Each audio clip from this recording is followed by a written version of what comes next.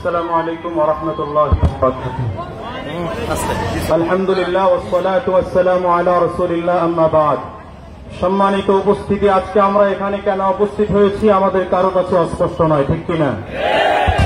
বিশ্বের প্রায় 150 থেকে 200 কোটি মুসলমান, এই মুসলমানদের দেশে রাজত্ব করলে মুসলমানরাই সারা পৃথিবীতে রাজত্ব করবে।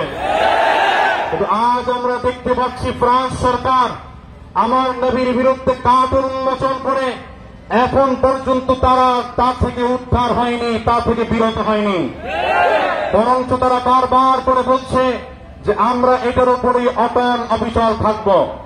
আমরা স্পষ্ট আজকের এই প্রোগ্রাম থেকে জানিয়ে দিতে চাই, নবীর ইজ্জত যদি রক্ষা করার জন্য এদেশের মুসলমানদের, সারা বিশ্বের মুসলমানদের রক্ত দিতে হয়, আমরা রক্ত দিতে তৈরি আছি। জীবন দিতে হয়, জীবন দিতে তৈরি আছি। আজকের ওয়ারির ইমাম সমাজের ডাকে হাজার হাজার জনতার উপস্থিত হয়েছে। আমাদের যদি কোনদিন আল্লাহ জুনাইদ বাবু নগরী ডাক দেন, আমাদেরকে আবার যদি আল্লাহ মামুনুল হক কোনদিন ডাক দেন, আমাদের যদি আবার সাইফুল্লাহ ইলমি কোনদিন ডাক দেয়, আমাদের যদি কুয়াকাটার হাফিজুর রহমান কোনদিন ডাক দেয়, আমাদের যদি চরমনের পীর কোনদিন ডাক দেয়, আমরা জীবন দেওয়ার জন্য প্রস্তুত আছি।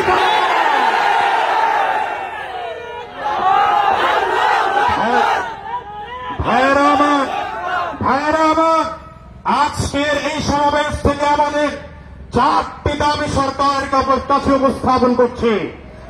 1 নম্বর দাবি হচ্ছে, ফ্রান্স সরকার যে ন্যাক্কারজনক কাজ করেছে, বাংলার জমিনে ওদের দূতাবাস থাকতে পারে না। বাংলার জমিন থেকে ওদের দূতাবাসকে গুড়িয়ে দিতে হবে। 2 নম্বর সরকারের কাছে আমরা দাবি জানাবো, ফ্রান্সের সকল পণ্যগুলো রাষ্ট্রীয়ভাবে বয়কট ঘোষণা করতে হবে। আমাদের 3 নম্বর দাবি, আপনি বাংলাদেশের সরকার, আপনাকে আমরা মুসলিম বলে জানি, আমরা আপনার প্রতি মুসলিম বলে বিশ্বাস করি, আপনি তাহাজ্জুদ পড়েন আমরা বিশ্বাস করি। নবীর যারা পরিমাণ মুহাব্বত আপনার থাকলে আপনি প্রধানমন্ত্রী, রাষ্ট্রীয়ভাবে আপনি এদের বিরুদ্ধে অপমানজনক ঘোষণা করবেন।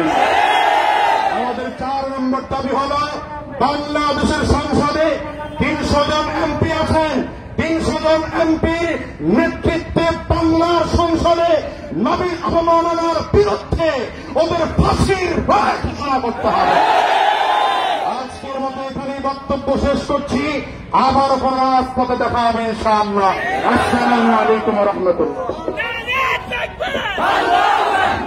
সংগ্রামী সাথী বন্ধুগণ, আমাদের মুফতি